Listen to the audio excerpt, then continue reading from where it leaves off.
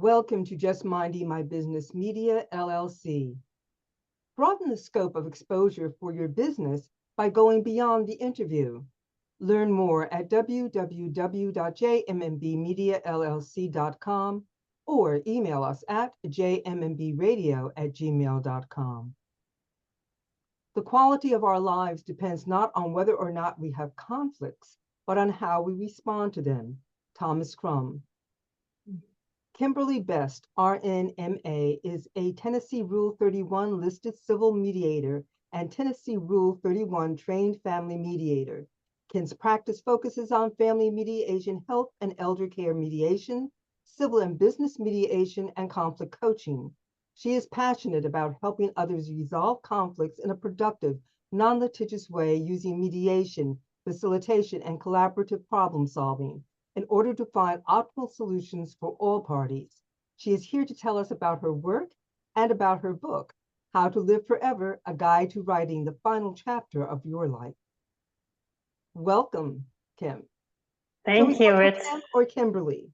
Oh, Kim is fine. Kim is fine. You can find me by Kimberly, but I go by Kim. Oh, okay, perfect. Wow.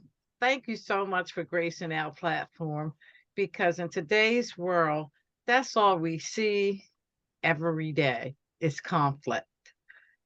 Nobody can agree on nothing. Well, I'd love to say it's not true, but it is. So, in your work, just give us a little bit of the strategies that you use to try to bring people in a more harmonious, okay, let's go with this kind of thing attitude. Yeah. So I think it's hard for a number of reasons. The number one for me being we haven't learned how to do conflict. Well, first of all, I want to say that conflict is normal. And for a lot of people, that's not the case. If there's conflict and we disagree, well, sometimes when I present on conflict, people are like, can you change the name of your title of the presentation? Because if you use the word conflict, people aren't going to like that. So I call it the C word now, because we can't even say the word to talk about the fact that we have conflict.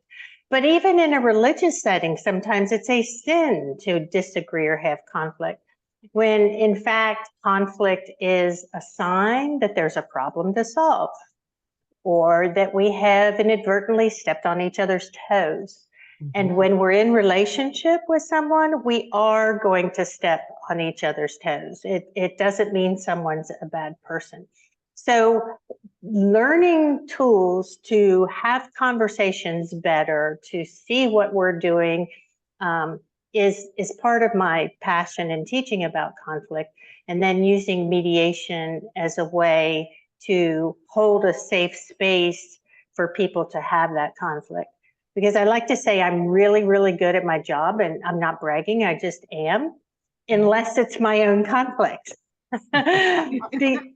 Yeah, because when it's us in it, it's really hard to be objective. It's really hard to, slow down to listen and not jump to conclusions or build a story in our head and all the things that make us go sideways. So, yeah. Yes. You are so needed. And I want to just ask really quickly, what made you want to do this kind of work? Oh, that's just a great question. So I was a registered nurse for a very, very long time. I worked in every intensive care unit there is. I worked in trauma and ultimately the emergency department. And, talk about conflict, but there's a lot going on with that. I took a break from that to homeschool 2 of my 5 kids. And I went back to school in the process of doing the nursing, because it was just, it's hard to see people suffer as much as we see them suffer, So I went back to graduate school in psychology. Well, I realized psychology, and I apologize to all the counselors and psychologists, but the whole process for me is a little like watching paint dry, like nothing happens. And I have the heart of an ER nurse. So I went back into nursing, And then my 20-year marriage fell apart. Well, it was falling apart for a long time. I mean, I knew that, but it had its serious fall apart, and I went through a really bad divorce. And my brother, who was an educator, said, you know, there's this thing called mediation, and this place called Hofstra in New York, who teaches a form of mediation called transformative mediation, you know, and it focuses on having difficult conversations without beating each other to death. So I went to Hofstra and I was fascinated, and I thought, you know, we could do this so much better if we just knew how. I mean, there are steps we can take. There's a road to follow. It goes against our natures, so we have to learn it, but it's not that hard. So I went back to graduate school at the age of 50 in conflict management then, and got my master's degree in that. Wow. Wow, I am so impressed. And you have I'm very the impressed. demeanor for it. You know, I mean, just if I was mad at you because the way you're looking at me right now, I would just have to calm myself down. Oh, you know, that's interesting, Ida, because we don't want people to feel because we're not comfortable with their feelings, you know?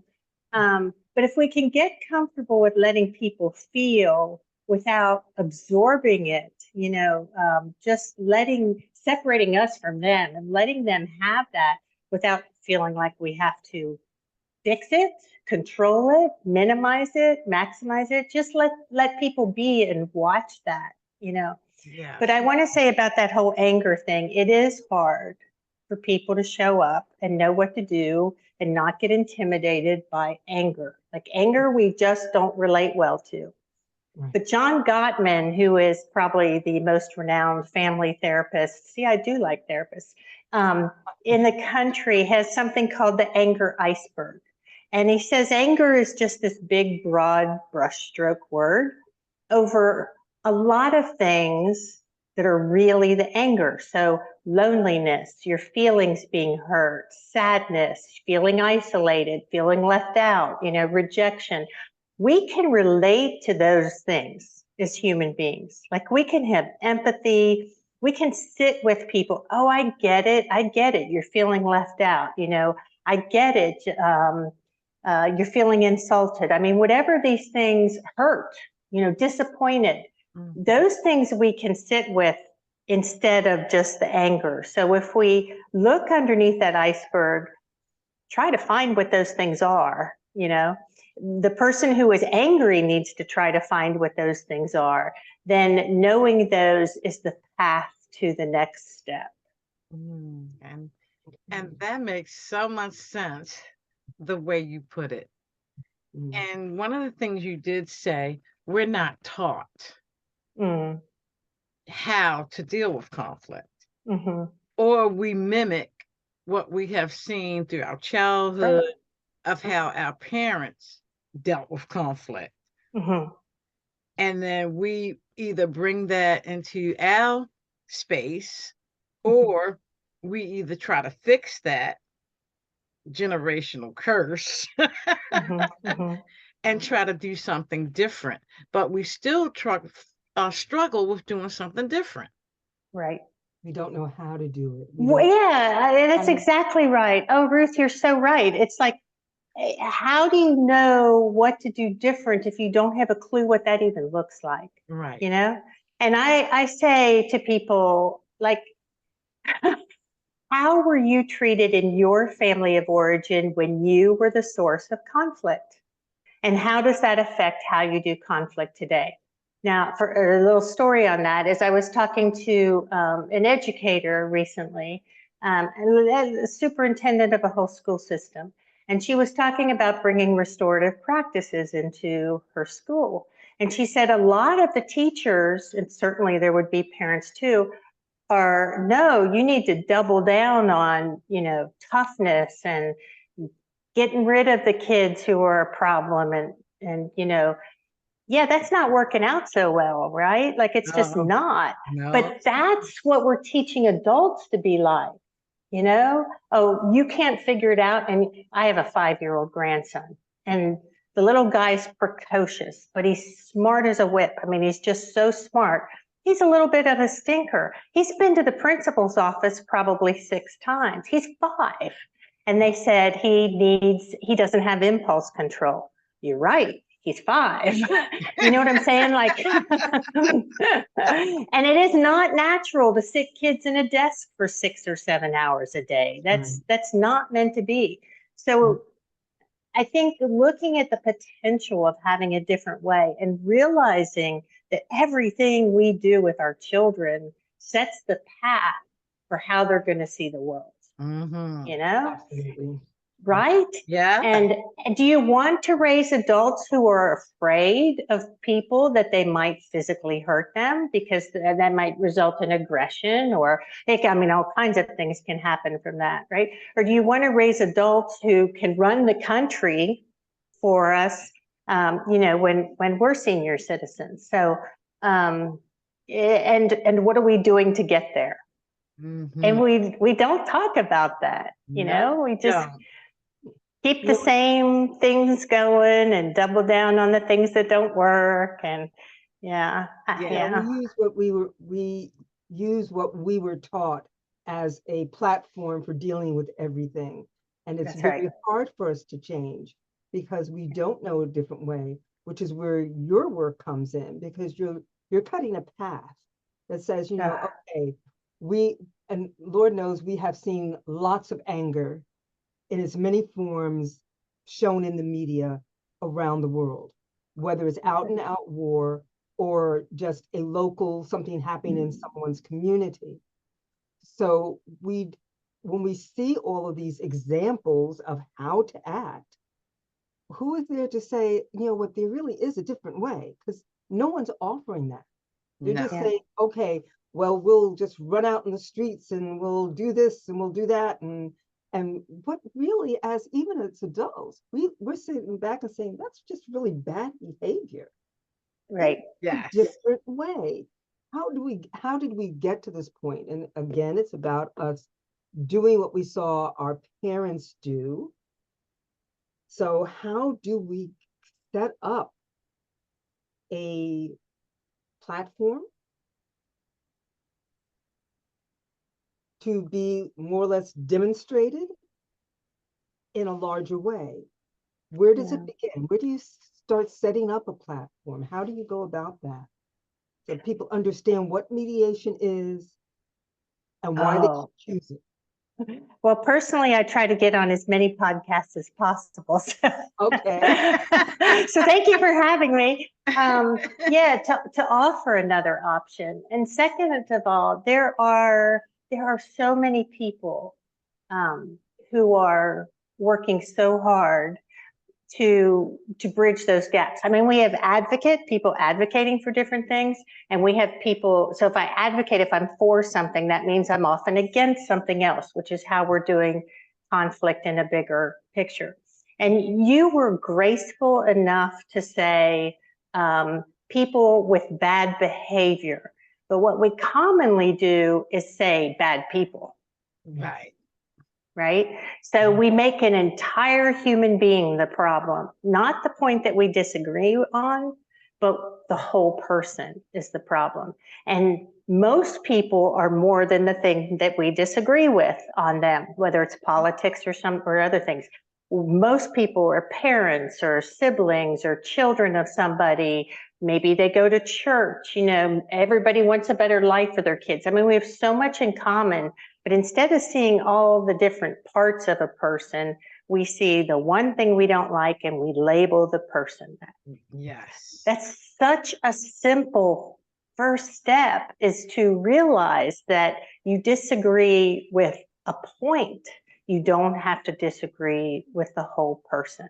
Absolutely. You know? Yeah. Absolutely. I like that. I like that. And it makes sense, you know, I mean, and friends, I mean, if you've had a friend for a long period of time, you have disagreed 100 times, but you still love them as a person.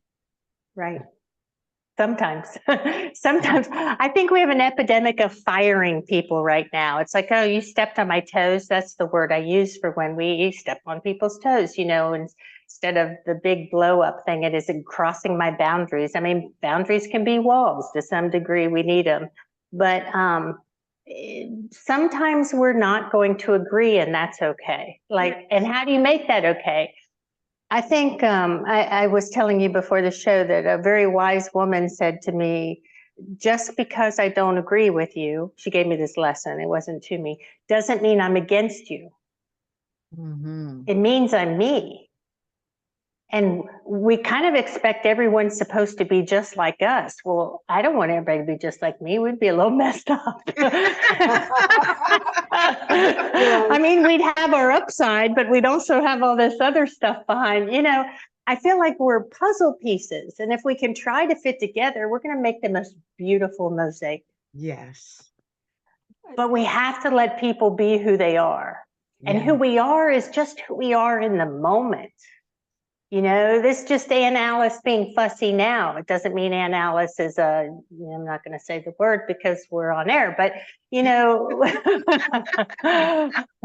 we just have to like slow down and realize there's more to people than the moment. And Yes. I use the even for myself, you know, it's a part of me. Like a part of me is upset because that person said or did this, but I have a lot of other different parts, and so do we all. Yes, absolutely. Wow. This is gonna you know you're gonna have to come back because this is I really would love to a come back. conversation that needs to go on and on and on and on. Well, we need to talk about it in the workplace too, because it works. It Yes. works there as well. You know, it's just it's a process that we have to be a little bit aware, not so much how people are impacting us, but how we're impacting them. Yes. Yeah. Yes. Two-way street. So let's talk about your book. I love the Okay. title. Yeah. So How when people ask me what I do for a living, I say I do I talk about the two things nobody wants to talk about, conflict and dying. so, so my book came out of a place, How to Live Forever, a guide to writing the final chapter of your life story. It came out of I was a mediator then, always reflecting on, you know, what I learned in nursing, and actually awed by how it all came full circle. The very first person I saw die, I'm a 19-year-old registered nurse, super young to be a registered nurse, and I'm sitting at her bedside, and you know she's dying, like at the end of dying, and I picture a book all of a sudden, you know, a book open, and in my head I'm picturing this book coming together, like closing, right, or stories ending now, and I'm wondering, can you tell I was an avid reader? I'm wondering what stories she took with her. Like, what did she love? What did she hate? What secrets does she have that nobody knew about? I just wondered that. And then the next couple of decades, as I was doing nursing, every time I saw somebody die, I saw a story. So I also saw people come in, you know, nobody thinks they're going to end up in an ER when they wake up in the morning.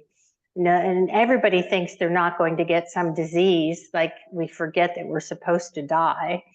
And how do we prepare to have our best ending? You know, if our life is a story, can't we write it to end well? And that means legal decisions, healthcare decisions, maybe what kind of celebration of life we want. And I tell a great story about a woman in there who wanted her celebration of life to be while she was still alive, so that she could actually be there when all the people, you know, came to say what a wonderful person she was when she couldn't hear it anymore, you know. Right. So, and then leaving our stories, our legacy, our physical story. We have found through research that most people don't want the candlesticks that used to be grandma's. They want to know their past. So our stories is a link between our past and our children's future. I mean, we're the bridge there, and people want to know those. And then finally, to resolve conflicts that are family oriented. I came from a family that I was kind of disowned every 5 minutes. And now in this epidemic of firing people, there's a lot of family estrangement going on. Mhm. Well, if you fire enough of your family, you're going to die alone. I mean, pardon my bluntness, but it's just true, right? So here we are with a diagnosis or a regret, just carrying regret. I think it's fair to want to end your story without regret for the person who's dying and for the people around them. So we have to plan, we have to live in such a way. And then, believe it or not, mediation is a tool to sit in the space of all of those conversations. Yes, and I Oh, can see the beautiful. connection. I definitely could see the, and you made me think. I was watching Cleopatra the other day, and she knew that she was going to die, but she wanted to die on her own terms. Right. And she took this berry, some kind of fruit or something that she knew would kill her, and she just quietly died. And you Yeah. made me think of that because it's like, what kind of legacy do you want to see? Every time somebody That's right. dies, it is a mess with the That's right. That's exactly right. And you know, we want the doctor to fix everything at the cost of the person being fixed. I mean, it can be torture to go through something when you are ultimately dying. For example, you know, taking an 80-something-year-old person for open heart surgery. Yeah, they might opt for that. That's fair enough. But do they know that in that surgery at that age, what their odds are of living, what might happen if you do this aggressive stuff? Because I do know this, and I don't think anybody in medicine would disagree, that the price of all this wonderful stuff that's making us live longer is that it's taking longer and it's harder to die, which means people are suffering more. Yes. I never even I'm just a looked at it bundle like of joy, ain't that. I? So I've just recently But you watched made me that. think. I've You just make me recently think. seen You that. making Yes. people think. Yeah. Hmm. It You is. know. Because we don't talk about this stuff. I say that's the final frontier, that and conflict. We talk about so many things. That's just back when I grew up, you know, so many things you didn't talk about.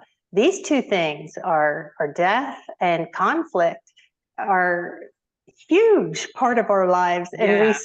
still don't talk about them. We Yes. run from them. Absolutely. We act like you said, as if we're not going to die, as if there's Yeah. not going to be conflict. And is that part of, as I'm just thinking, one of the reasons conflict can just um, become a fire is because we are so busy running from the conflict Mm.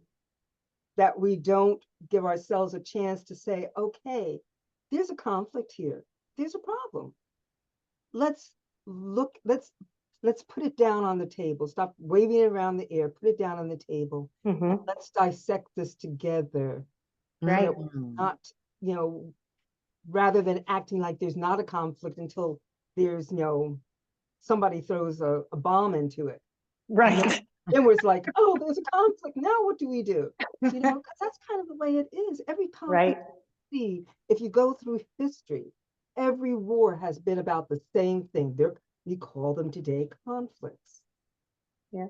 Yeah. Whatever. Isn't that something? Like, Yeah. it's no big deal. It's just a conflict. I have a son who graduated West Point who's been in a couple of wars. It breaks my heart. That's part of what drives me to do this. But in sitting down and unpacking this, as you said, with conflict, I just want to throw in that doesn't have anything to do with whose fault it is. Like, blame, there's no room for blame. That's another thing about mediation. I'm not looking for who's right and who's wrong. I'm looking for, here's a problem. What do we want our future to look like? Yes. I mean, it's even better than how do we solve the problem. It is, what do we want the future to look Yeah. like? I Very like that. much. I like that. That's a It's more very positive approach. Yeah, I'm going to yeah. use that, Kimberly. Oh, good. That's I'm going to awesome. That's use that. awesome. I'm going to That's keep that in my fantastic. little wheelhouse as Yes. well. How do we want the future to look? Wow. Right, I like Always. right. that. That is just so much. That made me smile Yeah, because I'm thinking about the future now, right. And how Right. to make not it the That's better right. problem. rather than being That's stuck right. here in this litigious. Yeah. Yeah, yeah. So it's hard. I mean, when you're in the conflict, you kind of shut down. I mean, you have to step back a minute. You have to calm down a minute. You have to not try not to do any damage in that place when you're feeling triggered, upset. Recognize that that's normal. You don't need to bother yourself with shame for getting upset. Everything about triggers is related to our past. It has nothing to do with what's going on right now anyway. It's something that our brains have in our past. But then it is, recognizing that who's wrong doesn't matter. Yes. And I have a friend who, decades ago, she said she just got married. She's smart, one of the smartest people I ever met, and hilarious. She said, when I argue with my husband, I always win because I'm better at words, because I'm more assertive. I always win. And one day I realized for me to win, I had to make him lose. And I want to love enough, I don't have to make him lose. So it's the same with right, wrong. If I have to be right, that means I have to make you wrong. We don't think about the impact on somebody. We're so busy wanting to be right. For me to be right, I have to make you wrong. And I want to care enough about you that I don't have to make you wrong. We can do a whole podcast on two truths, which is what that's required. Yes. This is what I'm hearing. There's so many areas in which mediation is necessary. We need to learn how to do it in our individual one-on-one relationships. We need to learn how to do it in the family. We need to learn how to do it in schools so that teachers and kids are not absolutely wrong. The child isn't wrong. They just have behaviors that we need to understand. They come from somewhere. That's right. I always love and they do it a lot in comedy. The parents show up and the parents are like, my child is perfectly wonderful. Da, da, da, da, da, da. How could you say this about my child? And it's like, yeah, hello. We only have so many hours a day. So they learn this behavior, And again, you're going to be in a situation as a teacher, principal, whatever. The child is not wrong. The parents are not wrong. The teacher's not wrong for calling them on it. How do we go about resolving this? Could this be an area in which we could resolve some of the school shootings? There's something going on with these young ones. That's correct. Brings them to the point where they think that the only answer, or they've been taught somehow, that the answer is violence. It's taking someone else's life. So this idea of mediation, I'm going to tell you, I've heard the word, never really understood it. Right. And it's a larger context, how do you use this as a working platform to resolve conflict in so many different areas of our life? And if we could teach our children this,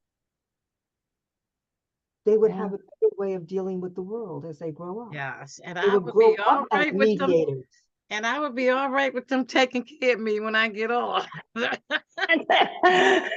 Yeah, that's so true. Yep. Yeah. So it's a powerful subject. Yes, you definitely got to come back because I would love to come back. Not enough time to touch everything we want to touch. Yeah, I would like to see conflict curriculum in school. I would like to see kids learn the tools to do that, and their families can learn with them. I mean, we need to come back to community. That's something that would unite us, right? Yes, absolutely. So how do people get the book? Oh, the book is on Amazon and your major booksellers have it. I do have a PDF free on my website, Best Conflict Solutions, and the PDF is for book clubs. And I will say that if you have a book club, like I've done it for church groups and stuff before, it's broken down into chapters that you can discuss. And I will, if you email me, I will show up in your group if it's a Zoom group. It came out right before COVID, so everything was Zoom, which was so cool because I could show up for one of the lessons. I love meeting people, hearing their stories, and it just brought me a lot of joy, and folks kind of seem to like having the author, show up in. I mean, I'll do that just because it's fun to do. And I can help have that conversation a little bit with the nursing background and the mediation too. So yes, because that is so important. And that's why we have so many divorces, everything. I mean, that's all we see. It's conflict. We Mhm. see no resolutions, just conflict Right. across the globe Constantly, every day. every We day. can't, we've got to do something about the media. I'd love to, I keep wanting to see a positive media that just shows nothing but the other side of that, because they're taking the worst case and normalizing it. They're making us believe that everything Yes. is like that. And all the good that I know gets no attention. I mean, there's community mediation centers that are trying to do this stuff all over the country, all over the world. You know, there's networks of mediators and facilitators and dispute resolution specialists who are, you know, getting paid very little to just help build bridges, and then nobody talks about them, you know. No, they don't. And that's why we do what we would do, because we want that kind of information to come out. We want people to see that there's hope. Everything you see on TV is not Oof. all that's happening. Right, right. And we can't sit and watch like it's our lives, it's our country, it's our world. What can each of us do? Because Yeah. I believe it isn't them that's doing things to us. It's they are us. You know, I believe in an us, not them and us. Right. And if we all do something that helps build more positive, more connection, then there will be a difference, because there are more of us than there are the them. Yeah. If that made any sense at all. It does make sense. Yeah, because what I notice when there's, like, you know, things happen in the world, how quickly people come together to help. It's Right. like instantly they coming together to help. And that's all around the world. Right. So that It already, shouldn't take that. Yeah. It Yeah. shouldn't take a disaster to bring people no, together. it shouldn't. We should be able to, you know, every day get along. And if you have a bad day and you lash out at somebody, just say I'm sorry and really That's mean right. it. That's right. That's right. That's another podcast, because there's a fine art of apology. There's apologies that make things worse and apologies that are sincere and healing. Absolutely. Yes. The Yes, apology yeah, that says, still saying, I'm right, you're wrong. That's right. That's right. Right. I'm sorry you feel that way. Please don't apologize for my feelings. right, exactly, Yeah. exactly. Oh, Well, this has been Kimberly, wonderful. I really yes, do look forward to another conversation with you, Oh, collaboration, because this is a huge topic and people need to hear about it, and we need to take it, we need to embrace it individually. It's not yes, something that's out there. It's something right. that we need to embrace individually, yes, because it affects our lives. And they always say, if you want the world to change, you need to learn how to be the change. And this is part yes, of it. We see a yeah, world in conflict, a world in chaos. What can we learn how to do individually to lessen that? yes, More people working on mediation, the better. yeah, That's right. That's right. We can all learn how to do it. That's right. yes. So if people want to connect with you, how do they do so? Usually, if you Google Kimberly Best, there's a judge somewhere in North Carolina or South Carolina, but I usually will pop up Kimberly Best in Conflict. My company is Best Conflict Solutions, which is, it either sounds like I have a really big ego, Best Conflict Solutions, or it's a great last name. So.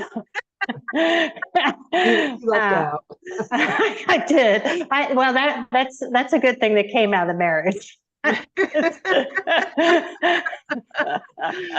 Wow, Kimberly, you are such a delight. Yes. So are you all. It's just been a joy. This has been the highlight of my day, and it's evening now. So thank you. Thank you. Thank you. Absolutely. And we can't wait to come have you back so we can talk some more. That sounds great. Thank you so much. Thank you.